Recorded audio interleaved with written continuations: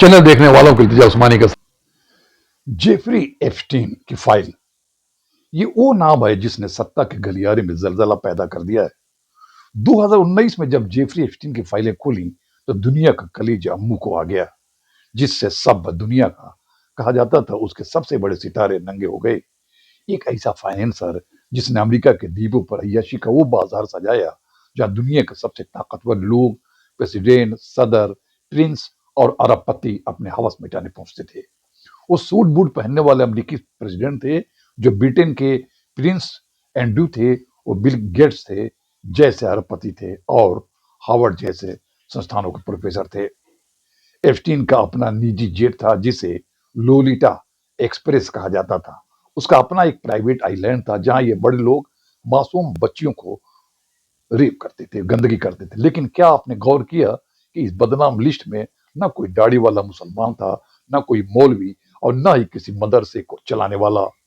वो कोई मदरसा चलाने वाला नहीं था, ना ही उसके सर पर कोई साफा था। फिल्मों में तो हमेशा ही दिखाया गया कि मासूम लड़कियों का खरीद कोई अरब शेख या मुसलमान ही होता है या खरीदता है।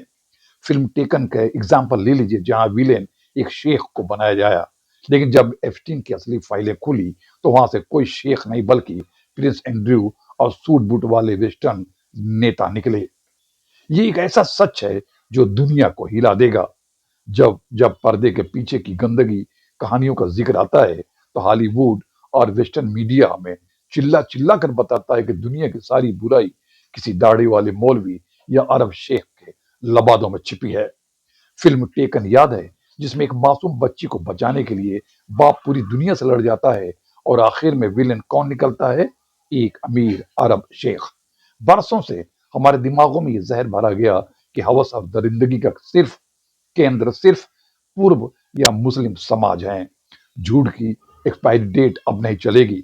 पश्चिमी मीडिया ने बरसों से ये नैरेटिव गढ़ा है कि दाढ़ी वाले और मुसलमान मर्द महिलाओं के लिए खतरा हैं, जिन्हें हम आधुनिकता का प्रतीक समझते थे। वे लेटेस्ट एक्सप्रेस यानी लोरिता एक्सप्रेस के मुसाफिर निकले। अब ये सवाल पैदा होता है कि मुसलमान या मौलवी क्यों नहीं मिला? एक छुपता हुआ सवाल है।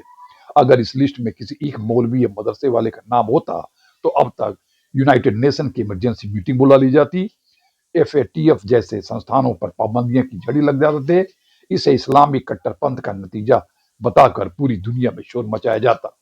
अगर इस लिस्ट में कोई एक मौलवी मिल जाता तो क्या होता सोचिए। अगर एप्स्टीन की उस आइलैंड पर किसी मौलवी की फोटो मिल जाती तो सीएनएन और बीबीसी इसे इस्लामिक कट्टरपंथ की सबसे बड़ी मिसाल साबित कर चुके होते। इस पर दर्जनों डॉक्यूमेंट्री बन चुकी होती।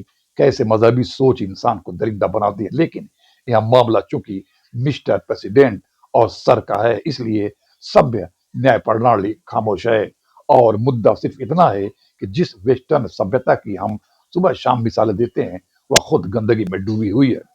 लेकिन अफसोस, यहाँ मुजरिम वो है जो लिबर्टी और इंसानों और इंसानी हक का भाषण देते हैं। इसलिए आज पूरी दुनिया खामोश है।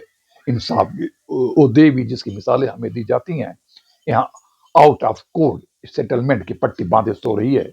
कहानी हमें आईना दिखाती है कि किसी का बचाव नहीं बल्कि उस दोहरे या डबल स्टैंडर्ड का तमाचा है जो सिर्फ एक खास तबके को निशाना बनाता है। जिस पश्चिम को हम अपने आदर्श मानते हैं, आइडियल मानते हैं, उसकी बुनियाद इसी तरह की फाइलें और गुमनाम चीखों पर टिकी हुई है। अगली बार जब कोई आपसे पश्चिमी मूल्यों की गुणगान सुनाए तो बस उसे कान में एक सवाल कर दीजिएगा, भाई वो एप्स्टीन फाइल में कोई मौलवी क्यों नहीं मिला?